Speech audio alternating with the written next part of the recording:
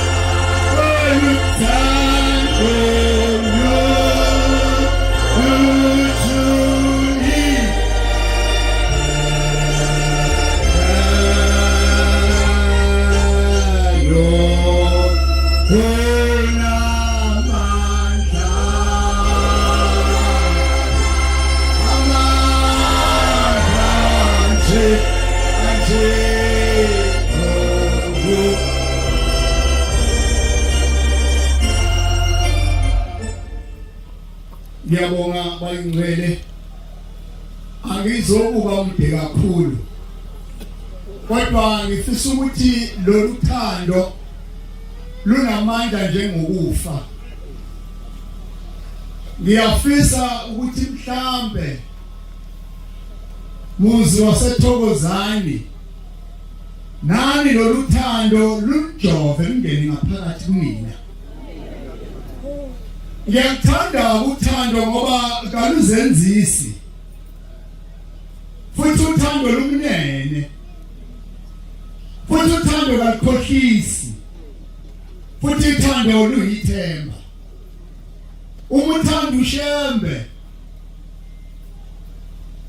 noma kanjani ngeke wasala endleleni yabayiphileni. Masifika ekseni sikhamba ke thina ezweni lasenhla njengoba sisuka ezweni laseNewcastle kodwa sisezweni lasenhla. Indawo yethu isuka phansi emoyeni river yoshona intabazwe kobheka vele umlambo ethu umsinga kodwa usilethela ukodwa uthando lukaShembe. Wena odlule ngoAugust sekuzofika uNyazi entabazwe kunencwadi efanele isayinwe lapha eFree State eshoyo ukuthi umhlangano ungakwazi ukuhlanganisa abantu abaningi kangaka ngokahulumeni amanzi akhona umgwaqo ukhona ama-toilet akhona kwathola ukuthi amanzi awekho wathi uhulumeni ngeke sinisayinele umhlangano abakwazi ukuhlanganisa abantu amanzi engekho.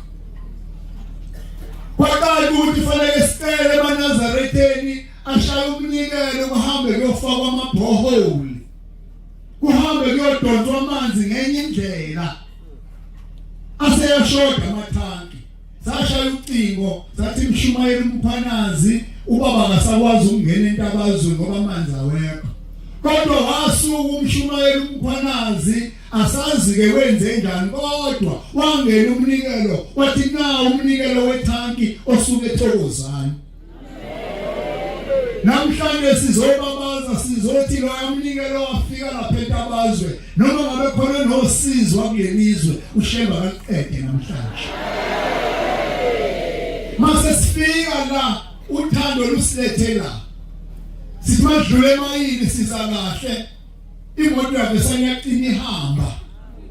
kwaba mnyama nje yonke into yathula khona lapha yabuyela emgaqweni safonela le abayaziyo ngoba imoto entsha ukuthi kwenze njani bathi nababazi bazothumela abantu abasuke eRichards Bay bezoyibheka indaba yamanje ekseni le akuyona inkonzo le kodwa ngifuna ukulungisa wena ukuthi uthando lwakho maliphelele kuShembe unethemba lipheleleyo. Bayithatha bayihambisa abafana nje abahambe nayo bayithatha bayithoya lesho phezulu indaba yamanje ekseni ngesikhathi ungekho ngoba sibonile sifike late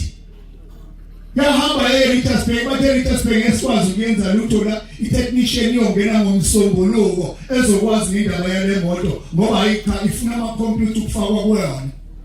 kuthe egcineni abafana sebeqoqa imithwalo sesithi buyani bafana sizobona nje sihayikha kanjani kuyahayikwa vele ngala kaZulu nathi somisa amaphoti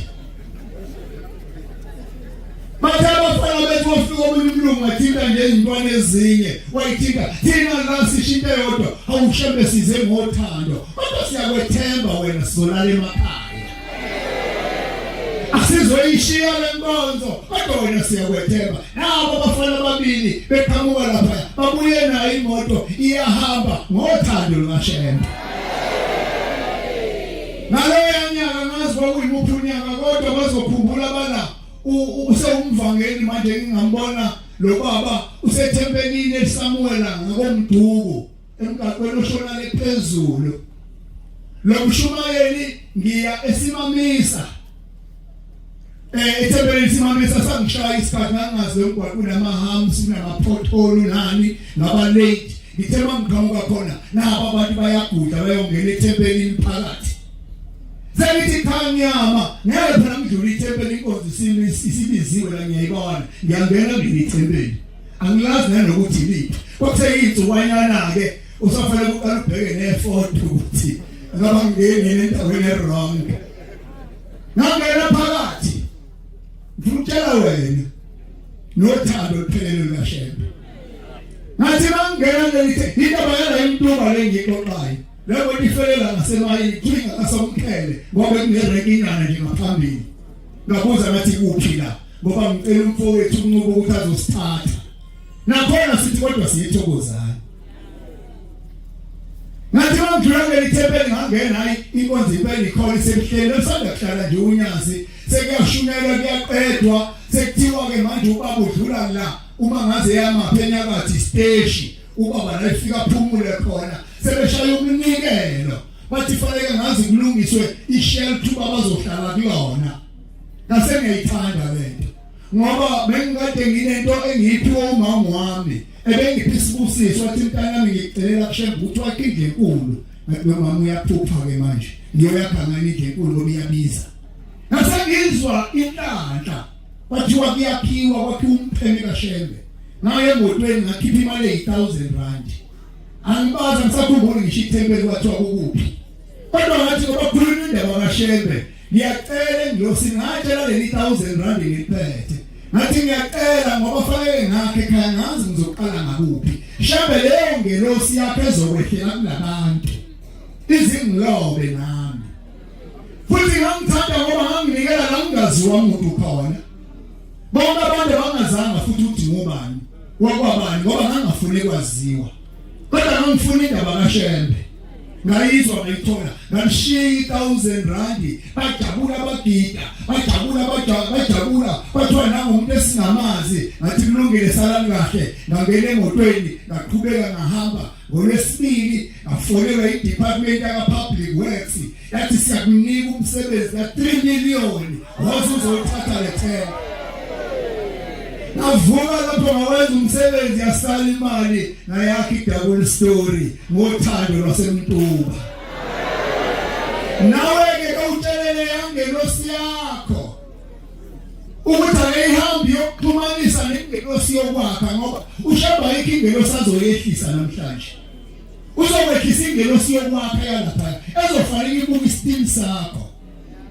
nikelo ke yini inkinga yawo uyakwazi ukusho ukuthi la usuka khona kuhle yini noma kuphi sengathi inhliziyo zenu nonke lapha bengaphenduka ibheke onyazini sengathi bengaqinisekisa ukuthi lo muzi uyaphela ngoba la kunothando khona nendlela ikhona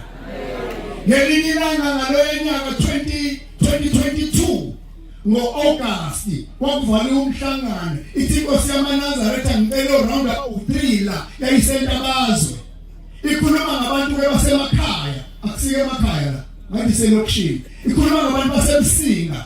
nabaseBackville nabaseNewcastle nabaseMnambithi thina samasekhetha u5 nje ngizwe kubalo 14 la okuthele umkhwanazo umshumayeli angazi amasekhetha akabala la ngo14 angazi amampondo noma amasekhetha u20 thina amasekhetha u5 only 5 isandla nje lesi kodwa uNkulunkulu washiya umsebenzi wawushiya kwafanele siqale ngomhla ka10 kodwa ngothando sawuqala ngomhla ka-10 December ngomhla ka-10 June okwaba yinyanga angeze ngubani masiqala u10 kodwa kwaqala ukusetshenzwa kahle ngomhla ka-10 January 5 months kwabe kwakhiwa umuzi waseNtabazwe ngo8 million wokhishwa amaNazaretha yindaba kwakuwuthando nani siyathokoza masibuka sithi siyabheka nje uyayibona into engafana ngezayihlahla izobe uthando lwenu uma ugijima ke kushembwe idayisa imbuzi yakho ngikuthandela ubaba umshumayeli uThuli ithi Nkosikanga sikhethe umnikelo sikhethe into eseduzane nenhliziyo yomuntu isinqumo sokunikela sithathwa umuntu eyedwa sikamwezweni lasenhlake ngalabashumayeli sizothi nathi siyizwe lasenhla siyanazi siyanibona siyayibona imizamo yenu sengathi uNkulunkulu benganiphinda eyodwa ke manje ukugcina kona konke sengathi bengabumbana nibe munye phambi kaShembe kuthi lo msebenzi owenziwa nathi sizoloba igama lezwe lasenhla sizothi futhi kunina amaNazaretha sekuthe unyaka wonke umuntu akayentabazwe ngo-August okusho ukuthi ngoSeptember makuvala umhlangano uNkulunkulu esesiphila usuku siyophinde sidibane le sifisa ukulibona nifika ningesenalo usizi sifisa ukulibona ningesenabo abantu abagulayo bengasindi sifisa ukulibona seningalabo bantu abathi noma becela uNkulunkulu abezwe ngoba kukhona umuntu into zakhe ingalungi inhlobo kodwa ngale ngelwesi namhlanje yanga ithokozani yokwakha sizomcelela lowo musi ukuthi uNkulunkulu akangawukekade akathile kanye zonke inkinga zenu